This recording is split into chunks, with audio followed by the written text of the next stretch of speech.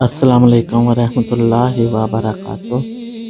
الحمدللہ رب العالمین والصلاة والسلام علی رسولہ الکریم، اما بعد فاعوذ باللہ من الشیطان الرجیم، بسم اللہ الرحمن الرحیم۔ ان اللہ وملائکتہ یصلون علی النبی یا ایھا الذین آمنوا صلوا علیہ وسلموا تسلیما۔ اللہم صلی علی سیدنا مولانا محمد وعلی آلہ وصحبہ وبارک وسلم۔ قرآن پاک اور حدیث مبارکہ کی روشنی میں اللہ کا خوف، خشیت اللہ اور ڈر ایک مومن کے ایمان کا بنیادی جز ہے اور اسلامی تعلیمات میں اسے بڑی اہمیت حاصل ہے۔ یہ صرف کسی سزا کا ڈر نہیں بلکہ اللہ کی عظمت، قدرت، علم اور اس کی لامحدود صفات کا گہرا ادراک ہے۔ یہ خوف انسان کو گناہوں سے بچاتا ہے اور نیکیوں کی طرف راغب کرتا ہے۔ قرآن پاک کی روشنی میں قرآن کریم میں اللہ تبارک و تعالیٰ کے خوف کو کئی مقامات پر بیان کیا گیا ہے اور اسے متقین پرہیزگاروں کی ایک اہم صفت قرار دیا گیا ہے۔ نمبر 1، خشیت اور تقوی۔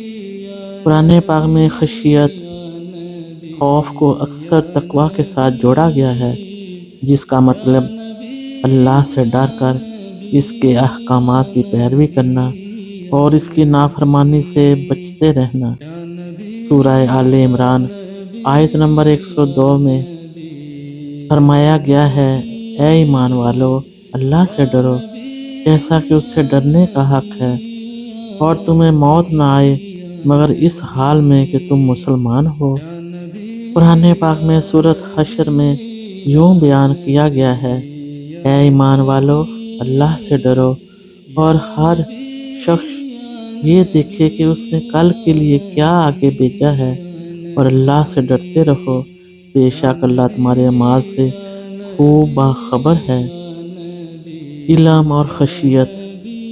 قرآن بتاتا ہے کہ اللہ کا حقیقی خوف وہی لوگ رکھتے ہیں جو اس کے علم اور قدرت کا صحیح ادراک رکھتے ہیں۔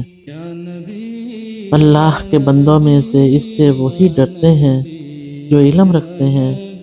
بے شک اللہ تبارک و تعالیٰ زبردست بخشنے والا ہے۔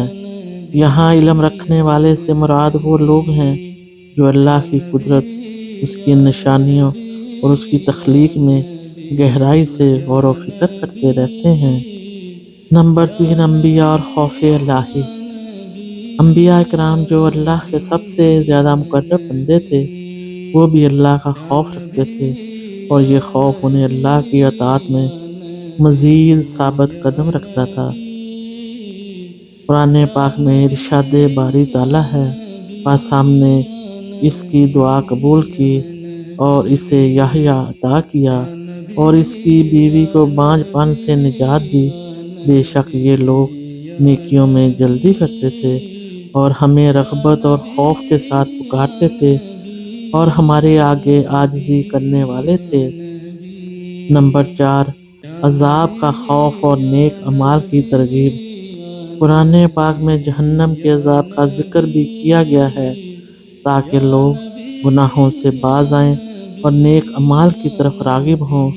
یہ خوف ایک طرح سے انسان کو صحیح راستے پر قائم رکھتا ہے۔ قرآن پاک میں ارشاد باری تعالیٰ ہے، بے شک وہ حساب قیامت کی توقع نہ رکھتے تھے۔ اس کے بعد عذاب کا ذکر ہے۔ یہ آیت بلا واسطہ طور پر ان لوگوں کا ذکر کرتی ہے جو آخرت کا خوف نہیں رکھتے اور اس کے نتائج بھگتتے ہیں۔ احادیث مبارکہ کی روشنی میں احادیث نبویہ میں بھی اللہ تبارک و تعالیٰ کے خوف کی بڑی فضیلت بیان کی گئی ہے اور اسے نجات کا ذریعہ قرار دیا گیا ہے۔ خوف خدا کے آنسو۔ آقا حضور صلی اللہ علیہ وآلہ وسلم نے خوف خدا سے بہنے والے آنسوؤں کی فضیلت بیان فرمائی ہے۔ حدیث مبارکہ ہے، 2 آنکھیں ایسی ہیں جنہیں دوزخ کی آگ نہیں چھوئے گی، ایک وہ آنکھ جو اللہ کی راہ میں پہرا دیتی رہی اور دوسری وہ آنکھ جو اللہ کے خوف سے رو پڑی۔ نمبر 2، متقی کی علامت۔ رسول اللہ صلی اللہ علیہ وآلہ وسلم نے متقی شخص کو ایک نشانی اللہ کا خوف بھی بتائی ہے۔ حدیث مبارکہ میں حضرت ابو ہریرہ رضی اللہ تعالیٰ عنہ سے روایت ہے کہ نبی کریم صلی اللہ علیہ وآلہ وسلم نے فرمایا، 7 قسم کے لوگ ایسے ہیں جنہیں اللہ تبارک و تعالیٰ اپنے عرش کے سائے میں جگہ دے گا، جس دن اس کے سائے کے سوا کوئی سایہ نہ ہوگا۔ ان میں سے ایک شخص وہ ہے جس نے تنہائی میں اللہ کو یاد کیا اور اس کی آنکھوں سے آنسو بہہ نکلے۔ تیسرا، دنیا اور آخرت کا خوف۔ اللہ کا خوف دنیا میں گناہوں سے بچاتا ہے اور آخرت میں نجات کا ذریعہ بنتا ہے۔ حدیث قدسی میں اللہ تبارک و تعالیٰ فرماتے ہیں، میری عزت کی قسم، میں اپنے بندے پر 2 خوف جمع نہیں کروں گا اور نہ 2 امن۔ اگر وہ دنیا میں مجھ سے بے خوف ہو جائے گا تو میں اسے آخرت میں ڈراؤں گا، اور اگر وہ دنیا میں مجھ سے ڈرے گا تو میں اسے آخرت میں امن دوں گا۔ اسلامی تعلیمات میں اللہ کے خوف کے ساتھ ساتھ اس کی رحمت کی امید کو بھی برقرار رکھنے کی تلقین کی گئی ہے۔ یہ دونوں جذبات ایک مومن کے لیے توازن پیدا کرتے ہیں۔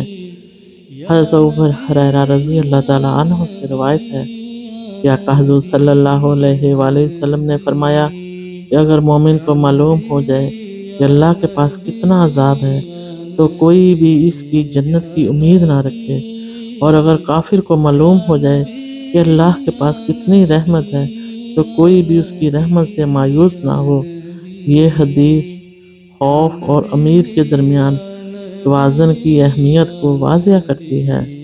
اللہ تبارک و تعالیٰ کا خوف اور ڈر صرف سزا کا خوف نہیں، بلکہ اللہ کی عظمت، اس کی قدرت کاملہ، اس کے عدل، اس کی موجودگی کا احساس ہے۔ یہ خوف انسان کو اللہ کی اطاعت پر ابھارتا ہے، گناہوں سے روکتا ہے اور اسے آخرت کی تیاری کی ترغیب دیتا ہے۔ قرآن و حدیث دونوں میں اسے ایمان کی پختگی اور تقویٰ کی علامت قرار دیا گیا ہے، اور یہ ایک مومن کی زندگی کا لازمی حصہ ہے۔ یہ خوف اللہ کی رحمت کی امید کے ساتھ ساتھ مل کر انسان کو صراط مستقیم پر قائم رہنے میں مدد دیتا ہے۔ اللہ تبارک و تعالیٰ ہمیں ان تمام باتوں پر عمل کرنے کی توفیق عطا فرمائے۔ آمین ثم آمین۔ جزاکم اللہ خیر و احسن الجزاء۔ السلام علیکم ورحمۃ اللہ وبرکاتہ۔